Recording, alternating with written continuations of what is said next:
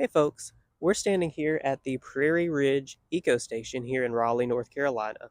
Did you know that 99% of prairies in the United States are gone, so we're left with only 1%?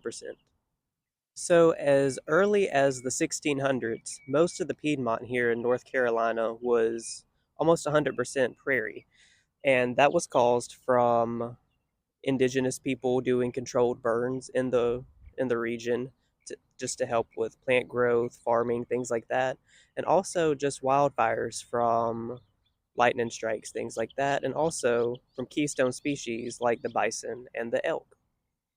So, as European colonizers moved into the area, pushing the Native Americans of the region and these keystone species out, so went the prairies as well, and we were left with just remnants of what was left. So here in 2004, they turned this area, what once was an old cow pasture, into a native prairie. Now, prairies are home to thousands and thousands of native species, like the raspberry we have right here, also the blackberries. We have the Indian grass right here. We have switchgrass, which I saw some over there. I'll get some in a video in just a second.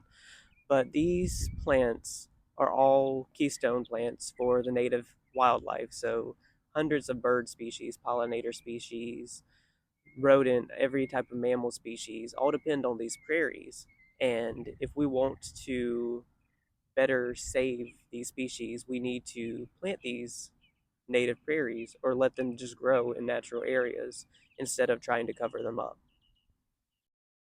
And here's the native switchgrass that I was telling you about. So, all these species are very important, not just for the plants, but also for humans as well. These prairies are huge carbon sinks. So, they take and they sequester and store the carbon that we're emitting in the air, and they just pump it deep into the soil because these root systems go very deep in the ground. So, they also prevent erosion.